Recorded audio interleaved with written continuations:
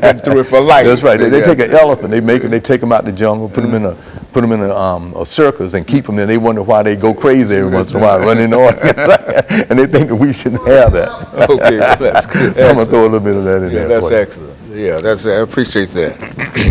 Yeah, that's excellent. Sociology of race. That's excellent. I'm glad we did this. It makes sense. You've got so much information. Just all that information. Yeah. How do you coin it down to like segments?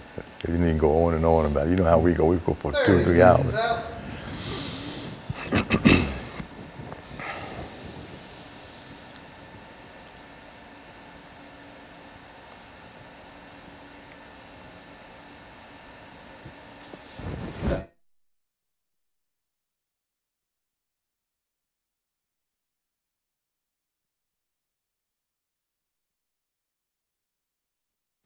Thank you and welcome back to the final segment of the show for today. We're talking to Dr. EKSanford from Tennessee State University, and he's giving us a sociological understanding of race in the United States of America. Doctor, during this last segment, let's see if we can further elaborate upon some of the things that you've already given us dealing with race in America, and give us any kind of example that you think might further sort of enhance our knowledge in reference to what we're doing here today. Okay, and as we said, race is a complex issue, so much so that sociologists look at overt and covert type of racism that exists within the society. Overt is the traditional one that people might say, yeah, it's so obvious that you've lent someone or you've done some other items out there that's just so glaring. During the civil rights movement, when dogs and water holes, it's just glaringly.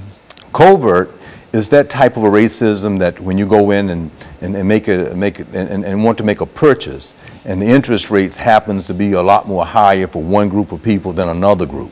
That brings us into the conversation that when we really want to make an intervening inroads to racism in America, that we have to understand some of the basic key terms, and everyone has to understand them. For one, we have to understand dominant group and subordinate group. That given our country and its unfolding from 1619 to 2016, that there is a dominant culture within the social structure, within family, within economics, within medicine, within law, within the government, within mass media, communication, entertainment. All of those institutions that are here in America were defined by the dominant group. Now, I know we've been talking about African Americans, but it's assumed that all other ethnic groups that come in with different cultures and languages and backgrounds have to assimilate, which is a process of understanding your own culture, but then learning all of the dominant culture's values and norms. And that's what happens within American society, and we've all done that. One of the major institutions, such as education, from first grade through high school, and then from there through higher education, has a tendency to do that. We're supposed to assimilate, which people have done. But what happens in many instances that people do not understand racism part and discrimination part, which is looking at another person based on those alleged or real physical characteristics and then acting toward that person in a certain way. And when they do that consciously or unconsciously, it happens to be racism. Yes. Now, another term that we have to understand, in addition to dominant group, subordinate group, is that of prejudice. Prejudice is a negative attitude or belief that one has a tendency to generalize about that other group. And they do that because of the type of culture and society that we've grown up in. And sometimes it's very unconscious. For instance, we all know about the disparities that have happened with police officers killing African Americans. I bet if we had a conversation with that police officer, he would say, some of my best friends are African American, we play basketball together, we have cookouts together. And mean it too. Yeah, and mean it too. But they do not understand that this thing that we are talking about today is in the subconscious. So when they get there and feel empowered and see this other person, something that's been so ingrained has a tendency to come out at that particular point in time. That's why it's very important to understand how this is so ingrained in the American ethos, in the American culture, to the point that if we don't understand the terms, then we will not understand how it's so overgeneralized. And another one that I must say very quickly is that of stereotypes. Yes. So since prejudice is a negative attitude or belief that's generalized about a particular group, a stereotype is the over generalization toward another group. So you can have a group of people that are in a homogeneous area, meaning all by themselves, as all one group, one ethnic group, say European Americans that live in a certain rich area or live in a place like Montana, or North Dakota, South Dakota, as we're seeing today in our presidential debate that's going on. And they might have this overgeneralization about, say, having an African American president that in their subconscious make them feel, well, hey, that's enough, and that we're going to not vote and help or be an assistance way to something supposed to be better for everyone else in America. So that's an overgeneralization, a stereotype that you have about a person before they even show up. And so these terms are very important. Now, Dr. Leary would ask a group of people, this is to try to share, if you had a group of African Americans in the audience, let's say 400 or 500, and if you would ask the question, can African Americans or other ethnic groups be racist toward other African Americans? Social scientifically, we would say no. Why? Because race and racism is empowerment, is power. Do you own the very economics that you can then make a negative prejudice attitude towards someone or overgeneralize about them and give them mistreatment or be discriminatory? In many instances, we must make a distinction between that African Americans can be prejudiced toward each other, or another ethnic group might be prejudiced, but they cannot be racist toward another group. So that's why I'm trying to indicate today in our discussion that it's very important to understand the definition and difference between racism and prejudice. Racism is that negative attitude and belief that one is superior or inferior based on those physical characteristics, and as a result of that, you would have a stereotype or overgeneralization toward that person before you even get to know them. Prejudice Racism sees only the outside. Yes. And prejudice looks deeper on the inside.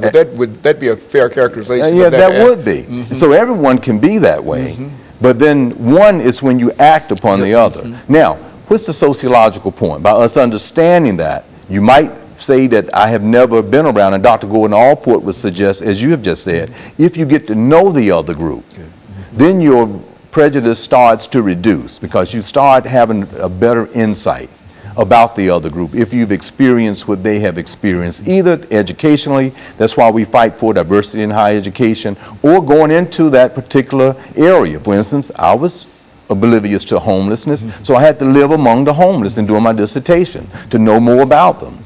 So if you are a part of that dominant group, you must get to know those that are in the subordinate group and understand their culture. And by understanding it, then you can at least make a very good and objective decision about what you are doing. And I think that helps us have a brighter tomorrow here in American society. But our flaw is this.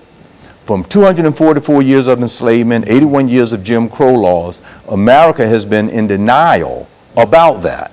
If you look at the comparison with South Africa, they will say very clearly, we did the same thing, but we were wrong. We did wrong. We were racist toward people. We discriminated against them. We want to apologize. We want to go out now and try to have a better democracy for everyone. And so you can see that they are much more advanced. Now, President William Clinton made an effort to have a national debate on race and racism, had excellent scholars, Dr. James Jones, Dr. Jack DeBidio, and many others who headed that up. And they tried to have this national conversation, and it kind of died down. But that's one of our flaws here in America. But we have to be able to understand the terms in a correct way. We can't have misunderstanding about the terms in race because it is so complex, it is so embedded. Now, when you move into the Generation X and the millennials, this is what we were talking about when we say about race, how it's socially constructed. And with so many changes that are positive, people have a false sense of reality that is not present. And therefore, with some of the fundamental things that people need to be concentrating on, even that particular group that's being racist toward don't even believe it's in existence. So it gets very complicated and it's very complex. So therefore, we have to understand these terms and understand that these disparities based on race are any place in health and wellness. Still, African Americans are disproportionate with all of the chronic illnesses today. When you think about income inequality, still the least paid and the least type of socioeconomic status and where people are living and the quality of life. So these disparities are very much present within our society and culture. And so in a real sense, Doctor, it appears that there will always be race. Yes. And within the context that we've all talked about it, things might get better, but nevertheless, there's that subconscious that folks have in reference to race that often comes forth in spite of whoever they are or wherever they are. Would that be a correct assessment? That's a very good assessment. As a matter of fact, we're going to have to stop. And let me encourage our audience to tune in again next week for another informative edition of Comments. Thank you and good morning.